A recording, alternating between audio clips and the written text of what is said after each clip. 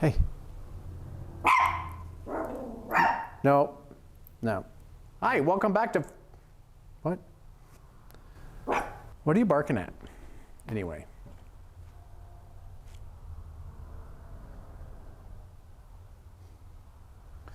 Hey, welcome back to BBB Adventures and episode 3 of the Builder series at Frank's Place.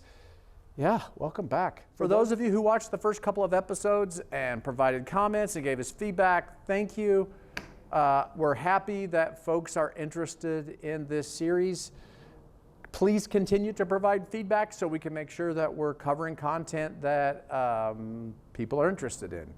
We got a lot going on, and maybe some of it's less interesting than others, so the feedback will help us hone what we film and what we put in the series. Okay, hey, today we're gonna go over the B part of BBB Adventures, the buses part. It's really adventure vehicle part. When we say adventure vehicle, we mean the vehicle that we're eventually going to move into and go live in and go have our adventures, which will be centered around good cycling, good beer. So that's what we mean by adventure vehicle. We don't mean a overlander, rock crawling, goes anywhere on the planet sort of vehicle.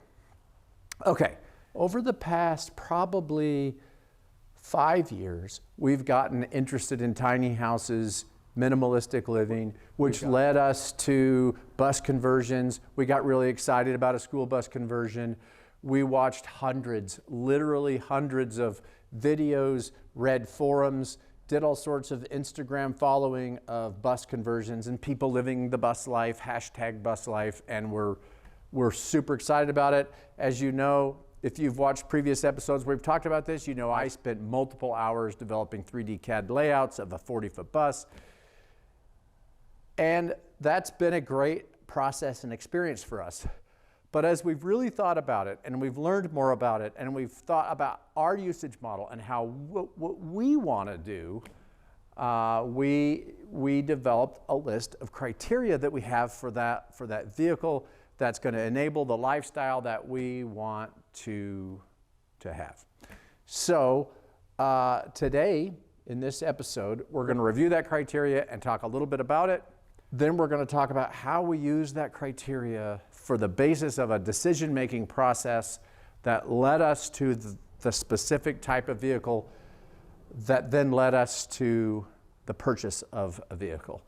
Then we're gonna talk about how we found the vehicle, a trip we took to go buy it, and then we're gonna give a tour, talk a little bit about our sort of plans for it. We aren't going to get into a lot of specifics about the final design vision or what we're calling the 2.0 version of this vehicle. That's going to be a future episode when I've had a little bit more time to do some CAD modeling and to really think about it. So that'll be a future video. This video is just going to introduce you into the thing we bought and why we bought it. Let's start by reviewing the criteria. So here's the criteria. Now let's briefly go through it. This list is shown in rough order of importance, so let's quickly look at why we abandoned the idea of a large school bus conversion. As we thought about our future and living in a vehicle, being able to park in a regular parking spot, a small spot in a forest service or other similar campground became important, but even more critical is being able to park in family and friends' driveways when we visit versus having to find an RV spot to park a huge bus. Additionally, the operational cost of a full-size bus is pretty high, and most of the ones that you can buy for a conversion have a ton of miles on them, so the reliability of the various systems becomes a concern, and when something does go wrong, it's expensive to repair. Now, as a means of exploring our prioritization, let's talk about how we used this list. We used a technique we've used for years to guide our big decisions. Yes, engineers tend to engineer everything, including decisions. So we put this list in a spreadsheet and then assigned each criteria a relative ranking from 1 to 5, where 5 represents the most important because we wanted the highest final score to represent the best choice. Let's review the most important criteria, the ones we ranked as 5. Now, we already talked about why the size and ease of parking is important for us. Next is space utilization and efficiency. This is important to us because as we downsized our plan from a big bus, we want to make sure that we use the space we do have as efficiently as possible since we will be living in this vehicle full time. Next is reliability, which probably speaks for itself because no one wants an expensive breakdown when they are on the road. Now let's review the 4 ranked criteria, starting with operational cost, which is highly dependent on gas mileage, but also other maintenance and daily costs. We try to lead as frugal a life as possible and want to save our money for beer. Next is overall project cost. We have an overall budget in mind, but doing it for less means more money for beer. And finally, storage capacity is important. For the same reason, space utilization efficiency is important, since we will need enough storage space for our cycling gear and cases of beer. The last 2 criteria, structural strength and longevity, and the weight rating of the vehicle and ability to tow, these are the least important. Remember, this is a relative ranking, so these are less important to us, but still need to be considered because they are important. So as we were refining our criteria and talking about and getting excited for our future nomadic life, I was looking online for vehicles for sale, focusing my attention on small school buses and Sprinter-type vans. One day early last fall, I stumbled on this ad in Facebook Marketplace for a Toyota-based motorhome. I remember these from the 80s and 90s and always thought they were interesting because of their small size. We had also watched several YouTube videos of people that had renovated one of these Toyotas into a cool van life type vehicle. Since this one was local, we decided to check it out, and we both really liked the size and functionality. So much so that we decided to dig deeper into these vintage motorhomes. That resulted in my spending hours and hours researching them, including reading posts on several dedicated Facebook groups and other online forums. I also started getting familiar with the market for these things, and it turned out they have a good following and there's a healthy demand for good used ones. Eventually, we became interested enough that we decided to add this vintage Toyota motorhome to our list of potential vehicles and therefore to our decision spreadsheet. So it was time to evaluate the 3 vehicles on our list: the small bus, the van, and the vintage Toyota motorhome. For each criteria, we ranked each vehicle in order, 3 being the best, 1 the worst, leaving the 3rd vehicle as the middle with a ranking of 2. If we take reliability, for example, the van gets a 3, assuming we bought a brand new van. The Toyota gets a 2 because of Toyota's legendary reliability. And the bus gets the worst rating of a 1 because we'd most likely get an older, high-mileage, well-used bus. The final score is calculated by multiplying the score each vehicle got by the relative ranking of that criteria, giving a weighted score. Then the sum of all weighted scores for each vehicle gives the final weighted score, and the highest score is theoretically the best choice. Now, this method is only a guide and is a structured way of getting your head around what's important, but in the end, the final decision has to feel right. Also, it's easy to manipulate this spreadsheet to justify a predetermined outcome. But again, it's a structured way to help analyze the key aspects of a decision. So we filled out the rest of the boxes, and it looked something like this. So what does this analysis tell us? It says the small bus would match our needs the worst, and the Toyota motorhome the best, with a van a close second. But if you look at the final numbers, they're pretty close, and really any of these vehicles would work great. One day towards the end of last year, I ran across a Facebook Marketplace ad for a Toyota motorhome in the Spokane area, and the pictures and the description were so compelling, I started a discussion with the seller. After he answered a bunch of questions and some additional photos, we decided we should go check it out. Good morning, BBB Adventures. Oh, dear. We are going on a little road trip this morning. It is November 1st, and we are... my sister's birthday? It might be his sister's birthday. Happy birthday, Kelly. And we are going on an adventure. The dog loves road trips, so of course Disco's coming with us. Brentley, what are we going to do? Well, it's a secret. It's a secret. But we rented a car. Yeah, we rented a car. We're not taking one of our own. Franklin doesn't go on this trip. Because we might not come back with a car. Maybe We're going to go buy an airplane. we're not going to go buy an airplane. I don't know how to fly. Maybe we're going to buy some new bicycles. Maybe. It is November 1st, and we're going to Spokane, Washington. Here we go. Here we go. This backpack has $22,000. Brentley's loading the rental car.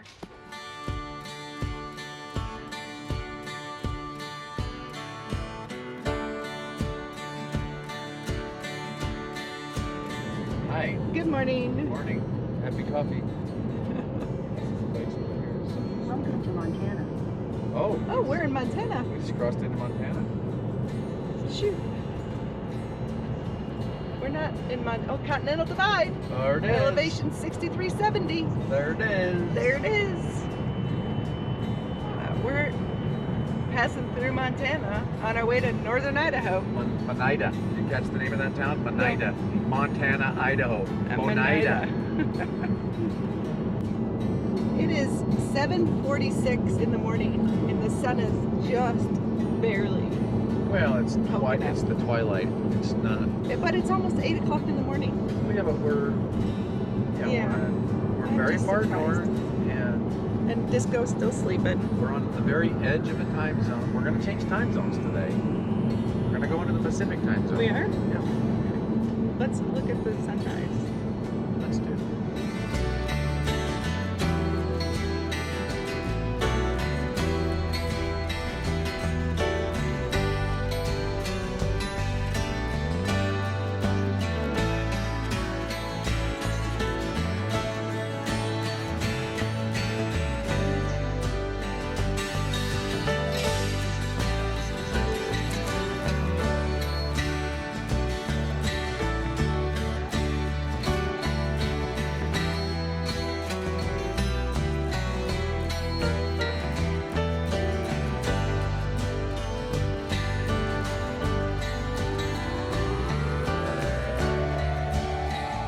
Absolutely stunning. We are infatuated with these large trees. Large. The evergreens that are deciduous. They're not evergreens. They're not evergreens. Conifers. Oh my God, they're so beautiful. Wow. Well, the contrast to the green is what's Yeah. killer. Right. I'm sure they won't be very attractive in a couple of weeks When all the needles when all are the gone. needles have dropped. But you won't even see them because of the other trees that surround them.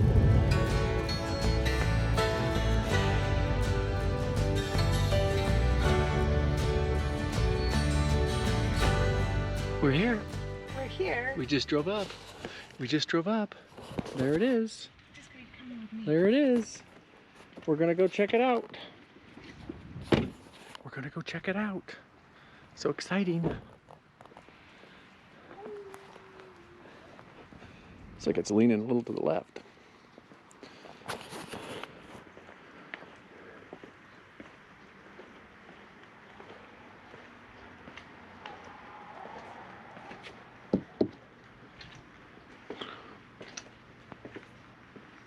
There's patchwork here.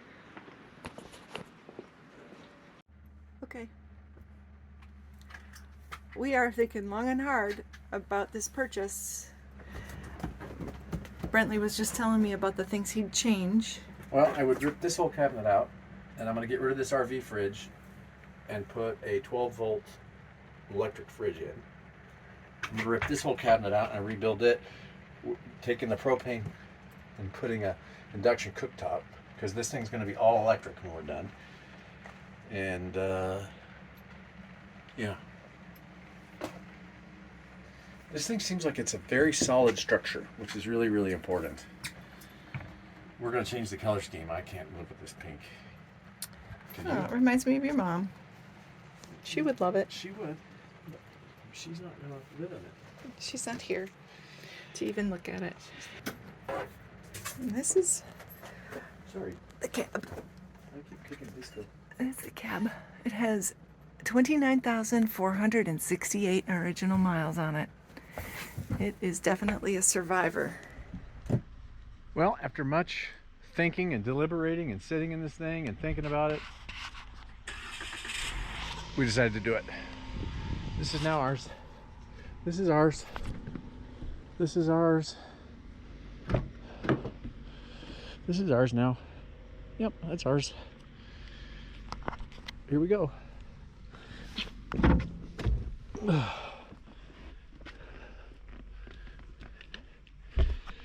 Just goes in his bed. Okay. Well, here we are in our traveling house. What are you driving? I'm driving. We don't have it named yet, but it is a 1994 National RV Sea Breeze motorhome, Class C. Our house is just behind us now. This is right there. Yeah, we had a hard time deciding if we were going to buy it or not, because yeah, there were just some things that were a little bit, I don't know, they weren't really bad, but it's got a tiny water leak, it looks like, and there were some areas where clearly there had been some repairs done without the backstory to know why. So It's a crapshoot. we inspected it a little bit more and really thought about alternatives and what we're going to do with it, and we decided that we were going to take the risk. We talked him down from his asking price before we came out here, and then we talked him down a little bit further. After we're showing him these areas that I noticed, Right. and he agreed, and so we did it. We've just been talking about buying a mobile home, a tiny house on wheels, for years. Years. So that hasn't changed. That hasn't changed. But So, we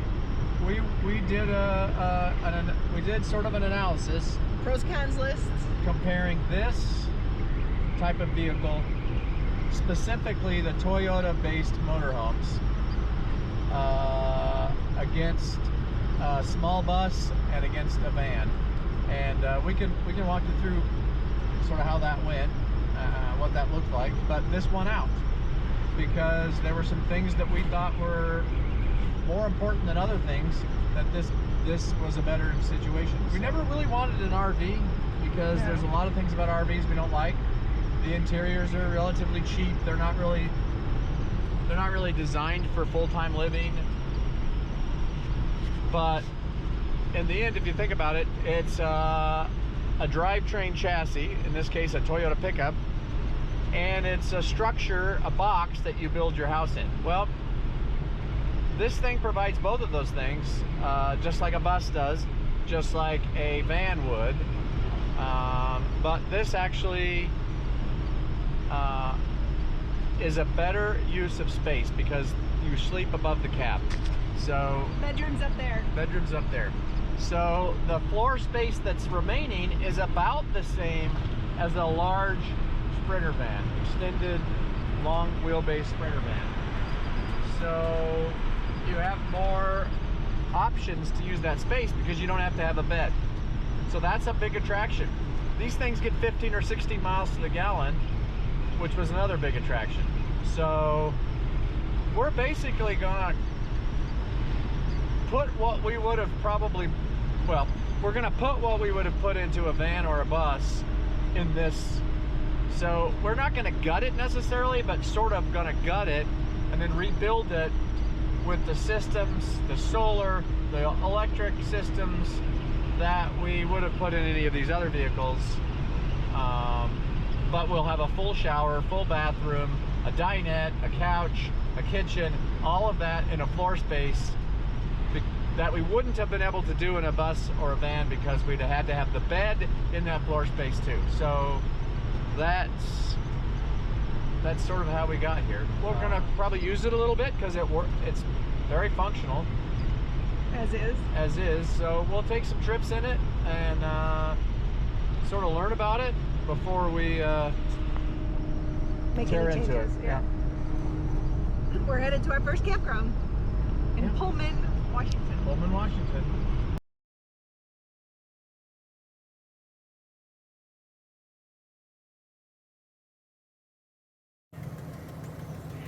We woke up this morning. Brentley had to go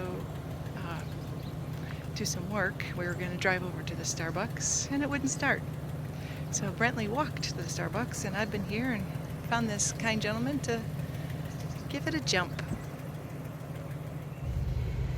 So, the nice gentleman was able to jump start the Toyota Seabreeze, and Brentley is still working. He's at a Starbucks about a half a mile away. So I'm just letting it run and see if I can't get it unplugged myself, and we'll go pick him up. I think that will be the plan. The motorhome is still connected to shore power. I think that's what it's called. It's plugged into the RV park's electricity, and but the engine's running. That's good news. I have never unplugged something like this before. It's probably just like unplugging a vacuum cleaner. Who knows? We're back on the road, headed towards Idaho Falls. I haven't shut the car off since we jumped it. I picked Brentley up at the Walmart, which was near the Starbucks he was working at. He picked up a pair of jumper cables. We're gonna go to Boise tonight, spend the night with friends there, and then head home tomorrow. What do you have to say, Brentley? I'm hearing a weird whiny sound. It sounds like something flapping in this. Did you hear that? Oh yeah. It's just wind noise. You think so? Yeah, the wind is howling. The wind's whistling around this house. I think we totally forgot to talk about what happened last night. As we were arriving at the RV park, it was snowing. I will show you the snow. It sure is pretty, but it's too soon for us. We don't want snow yet. Not in our maiden voyage with our new. Yeah. Not on the maiden voyage with our new motorhome. That's dumb. That's dumb. So dumb. We just got back into Idaho, and we're driving down into Lewiston, and look at the snow line. You can totally see it. We're still up in it, but we are driving down out of it quickly.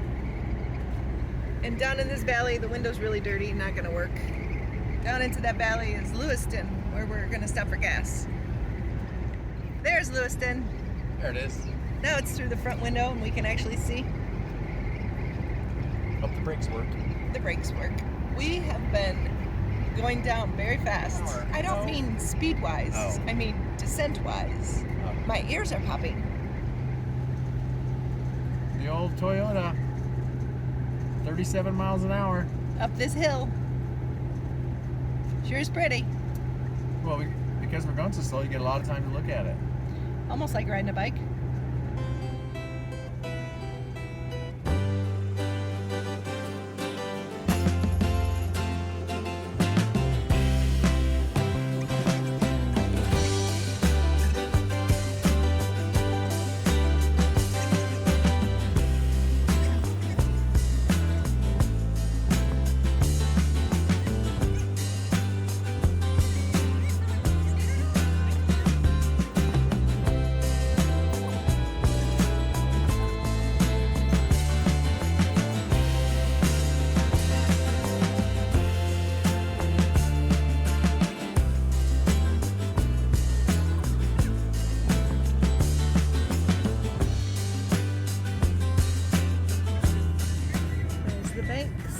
Idaho store. We were there during the Apollo mission. We pedaled up this road. Highway 55. Oh my gosh, those Jersey barriers weren't there, were they? Making the shoulder even worse than it No, I think was? they were. This is a section of road that was in the Apollo mission, but we're going in the reverse direction. We came up from Boise, Idaho on this road, Highway 55, to Banks, and then we went to the Hot Springs campground. This was one of my least favorite stretches of road because the shoulder is so narrow and the traffic was so heavy back in June.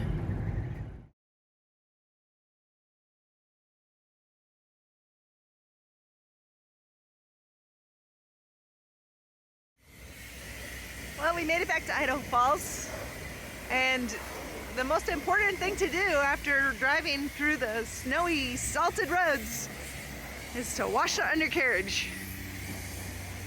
The undercarriage is in really good condition. There's no rust, and we want to keep it that way. Salt is highly corrosive, so we gotta wash the salt away. So we're pulling into Frank's place.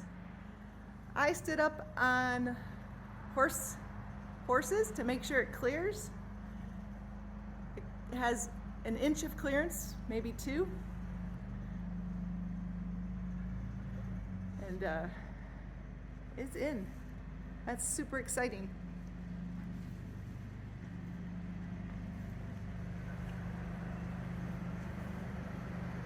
Oh yeah, she looks good in here. Oh, we emptied it. It's completely in the garage in Frank's place, and it's tucked away for winter. Birdie. Or until we decide to take a trip with it. Woohoo! What do you think? I'm glad it fit. Yes. If it didn't fit, I would be out there in front with a ladder and a bunch of tools taking the air conditioner off the top so it would get in here. So I'm happy I don't have to do that. Yeah. Luna's a little sad. Yeah, Luna cried. Luna cried a What is tear. this shit? Yeah. What is this thing?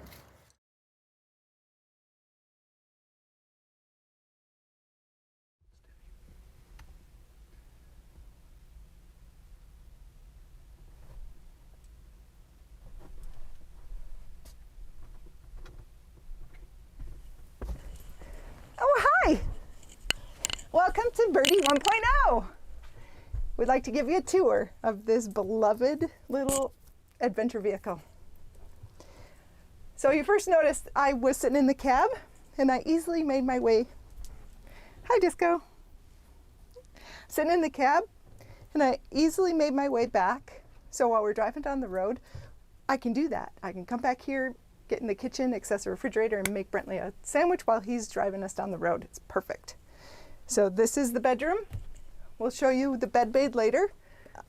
We intend to keep this removable because of what I just said. It makes access to the living space super easy while we're driving down the road. So you'll notice the color scheme. It's mauve, pinky color. This is how it came from the factory. Remember, this vehicle only has 30,000 miles on it. And this is the way it came. And it's not our style. It's not our adventure vehicle yet. But we're going to take it on a trip and we're going to use it as is and see what we think and what we want to change. We definitely know we want these cabinets to not look like this. I don't know if that means paint or completely replacing them. I don't know. So the door to the house is right behind the passenger seat, right up front. Come in this way. The bedroom is here, and this is the living room. This is a very big couch. We think it's bigger than we need, but we'll figure that out later. This folds down. I don't need to do that. It makes a bed. This is the dinette. This table sets down here, and the cushions fold out, and this makes a bed. It's got nice big windows. They're in great shape. And here's the kitchen. One of my favorite things about this kitchen is the spice rack. It's really old and very plastic. I don't know how well it will hold up, but I really can't see us without this. It has a 3-burner propane stove, which we already pretty much know we want to get rid of. I think Brentley's already talked about that. We want to be all electric. Microwave, we're not sure if we're going to keep this or not. I actually think this would be much more valuable as storage space, but we don't know about that either. So it came with a Dometic refrigerator that didn't work. So we found this little tiny dorm refrigerator on Facebook Marketplace, just temporary for Birdie 1.0. For the trip we make, that we plan on making, we needed a working refrigerator. So this was it. Then we have a full bath. I'm going to step into the shower. It's a full shower, really quite big. This little tiny sink really seems useless, or not useless, but unnecessary when there's a sink right here, 3 steps away from the bathroom. So we're not sure if we're going to keep this. We'll see how we like it. It has a nice big closet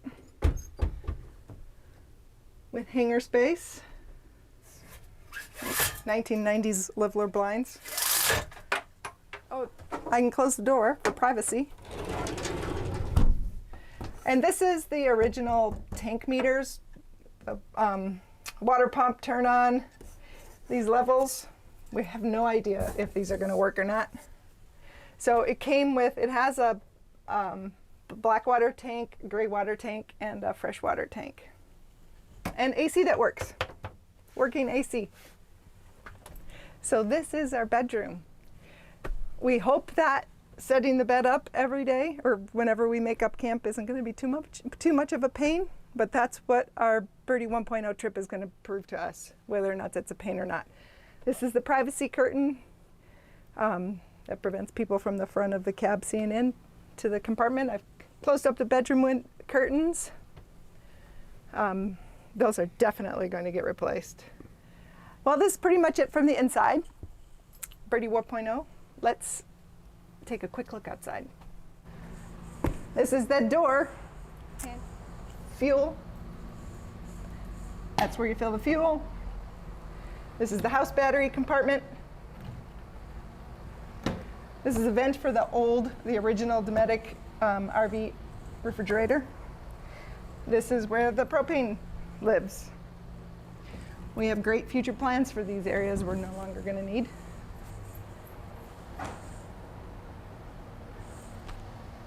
This was an inspiration for the name, Birdie. That and my love of birds, and it starts with the letter B. So Birdie she is. Okay, now on this side we have the access to the plumbing. This is the bathroom, if you recall. This is the hot water heater. This is a vent for the house furnace. This is where the electrical cable goes in. This is where you put the city water hose inlet to when you're at a campground or whatever and you have water hookup. This is where that goes. This is the generator. And this is where you fill the water, freshwater tanks, which live right here under the couch. And this is the stinky, slinky compartment. Poop hose. This is the freshwater tank. You drain when you need to drain the freshwater tank. That's what that is. And that's the driver's door. That's about all we have time to cover in this episode. As we continue to talk about Birdie 1.0 and what we plan to do immediately in order to use and learn about her, we'll also review the areas that the Toyota motorhome had lower scores on the decision analysis and our plans for dealing with those as we design and build Birdie 2.0. Thanks for watching. See you next time. Enjoy the ride.